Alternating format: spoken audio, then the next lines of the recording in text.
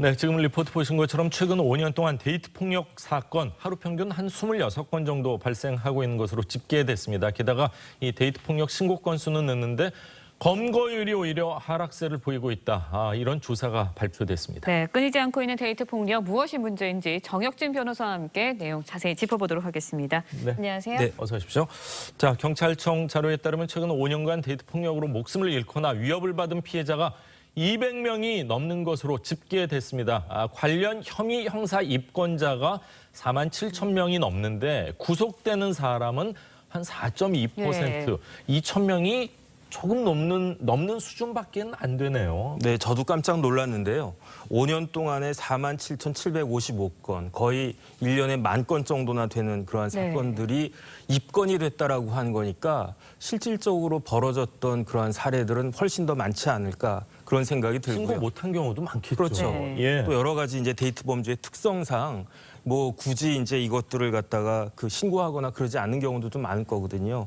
거기에다가 이제 살인이나 살인미수와 같은 강력 범죄도 227건이나 있었다라고 하니까 지금 뭐 이렇게 간과할 수 없는 그런 상황이 아닌가 싶습니다. 예. 네, 최근 이제 마포구 오피스텔 데이트 폭력 사망 사건의 경우에 가해자가 도주 우려가 없다는 이유로 불구속 상태로 수사를 받다가 이후에 피해자가 숨지면서 경찰이 이제 상해 혐의에서 상해 치사 혐의를 적용해서 구속영장을 신청을 했습니다. 그리고 지난 4월 만에 군 경찰로 이첩된 육군 중위 데이트 폭력 사건, 군 검찰로 송치된 이후에 보름이 지나서야 가해자가 구속이 됐습니다. 이 과정에서 이제 피해자에 대한 2차 가해 사실이 알려져서 논란이 되기도 했는데 수사기관이 조금 더 적극적으로 나서야 되는 거 아니냐 이런 지적이 계속해서 일어나고 있거든요. 네. 당한 부모님 입장에서는 정말 피눈물이 날 것 같습니다. 네, 맞습니다. 이게 단순한 상해가 아니고 피해자가 의식불명 상태, 뇌사 상태에 빠져 있었음에도 불구하고 법원에서는 영장을 기각하다가 피해자가 사망에 이르고 상해치사가 되니까 영장이 발부가 된 거거든요. 그다음에 또 육군 중위 사건 같은 경우에도 군 검찰의 송치가 된 이후에도 계속 불구속으로 수사를 했는데 그 과정에 중요한 건 뭐냐면 육군 중위가 2차 가해를 했는데 혐의가 어떤 것이었냐면 강간 상해였거든요. 이렇게 중대한 혐의였음에도 불구하고 뒤늦게 구속함으로써 2차 가해가 초래됐다고 하는 그런 비판을 면하기는 쉽지 않지 않나 싶습니다. 그렇군요. 우리 사회가 여성들을 보호하고 안전하게 해줘야 될 텐데 그렇지 못한 상황에 접하고 있다 이런 생각이 드는데 이 데이트 폭력으로 인한 피해가 증가하면서 영미권 국가에서는요. 파트너 폭력이라는 개념이 도입이 됐다고 하는데 우리도 좀 도입하자 이런 주장이 나오고 있습니다. 이수정 교수 발언 직접 한번 들어보시죠. 연인 관계이든 아니면 혼인신고된 사람이든 지난 10년 동안 언제나 100명씩 죽어나가요. 결국은 피해자들을 보호하기 위한 조치가 있는 가정폭력 처벌법 안에 결국은 연인 간의 폭력도 포함시켜줘야 되는 거 아닌가. 영미권 국가는 거의 대부분 그렇게 합니다. 유엔에서도 파트너 폭력이라고 하지 혼인신고된 사람들끼리만의 폭력이라고는 그런 정의는 없어요. 포괄적으로 파트너라고 써주시는 게 지금 이 시대에는 더 적합하지 않겠나. 100명씩 죽어나간다 이런 표현이 이제 저희가 피부에 딱 와닿는데 사실 1심에서 뭐 구속이 돼서 실형을 선고받아도 또 새로운 변호사님을 택해서 2심까지 가면은 집행유예로 풀려나는 경우가 현실적으로 허다한 거 아닙니까? 왜냐하면 이제 1심에서 구속된 상태로 계속 재판을 받으니까 항소심에서는 몇 달 고생을 했으니까 그런 부분 참작을 해주자 이러는 경우도 사실은 있는데 그런데 데이트 범죄의 특성이 어떤 것이냐면은 은밀하게 이루어질 가능성이 많기 때문에 증거가 사실 부족할 것이 많고요. 그렇겠죠. 그다음에 이제 데이트 당사자들이 대등할 것 같지만 제가 봤을 때 그렇지가 않거든요. 한쪽이 경제적이나 정서적으로 의존하는 관계가 있을 수 있고 그다음에 일반적인 상해 사건 같은 경우에는 가해자가 피해자가 누구인지 몰라서 합의가 못 되는 경우가 많이 있는데 그런데 데이트 폭력 같은 경우에는 그렇지 않을 테니까 가족을 통해서든지 친지를 통해서든지 합의가 종용되고 해서 이런 경우들이 이제 판결이나 수사에 상당 부분 영향을 미칠 수 있을 것이다 생각이 됩니다. 그런데 이제 데이트 폭력 같은 경우에는 대부분이 폭행죄가 적용이 됩니다. 폭행은 반의사불벌죄. 그러니까 피해자가 처벌을 원하지 않으면 처벌이 불가한 그런 상황입니다. 그렇다 보니까 피해자가 처벌 불원 의사를 밝히면 공소권 없음으로 사건이 종결되기도 하는데 피해자가 처벌을 원치 않는다고 수사기관도 수사를 멈춰야 하는가. 여기에 대해서도 의문이 제기되고 있거든요. 법조인 입장에서는 어떻게 보시나요? 그러니까 폭행죄가 반의사불벌죄가 되는 거는 폭행이라고 하는 것이 경미한 범죄이기 때문이거든요. 그래서 모든 사건을 엄하게 처벌하는 것만이 능사는 아니니까 그런 의미에서 반의사불벌죄 폐지하는 것은 저는 이제 반대하는 입장이고 반면에 제가 조금 전에 말씀드린 바와 같이 데이트 폭력에 있어서는 여러 가지 그 특수한 사정들이 있으니까 이런 것들을 규율하는 새로운 그 규정들을 만드는 것이 그것이 더 바람직하지 않을까 하는 생각을 개인적으로는 합니다. 그렇군요.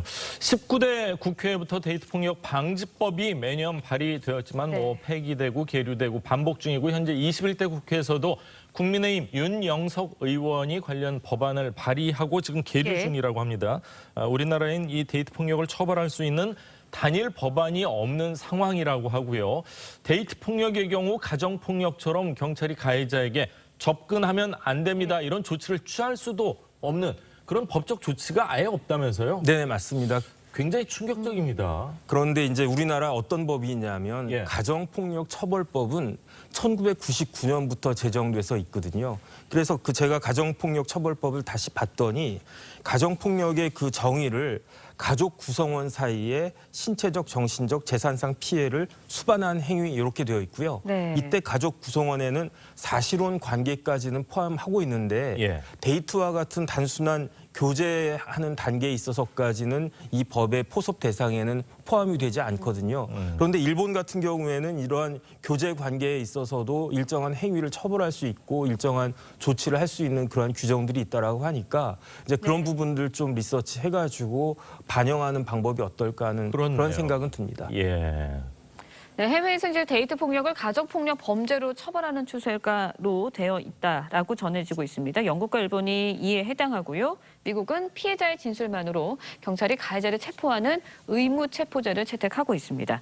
우리나라에서도 이제 단일법을 만드는 것보다는 기존의 가정폭력법에 데이트 폭력을 막을 근거를 마련하는 게 효과적이지 않겠냐. 이런 의견도 나오고 있는데 어떻게 보시나요? 법을 새로 제정하는 것보다는 좀 개정을 해서 편입을 시키자 이 얘기인 것 같아요. 네, 제가 봐도 그것이 왜냐하면 데이트 폭력이라고 하는 것과 관련해가지고 단일 법을 만드는 게 그게 객관적으로 쉽지가 않거든요. 여러 가지 것들을 다 봐야 되는데 그런데 가장 유사한 그 행위가 가정폭력이니까 그다음에 가정폭력 처벌법이 있고 뭐 특례법도 있고 법이 한 두세 가지가 있거든요. 이제 그런 부분들에 잘 그 녹여가지고 하는 것이 일단 점진적으로 가는 것이 어떨까 하는 생각이 들고 그다음에 형사처벌은 다른 것보다도 죄형 법정주의가 헌법상의 근본 그거이기 때문에 이 죄형 법정주의에 위반하지 않는 그런 규정들을 만드는 것이 중요하다라고 생각이 됩니다. 그렇군요. 정 변호사님도 따님을 키우고 저도 딸을 키우고 있는 사람 입장에서 이런 법은 빨리 좀 만들어줘야 되겠다 하는 생각이 들고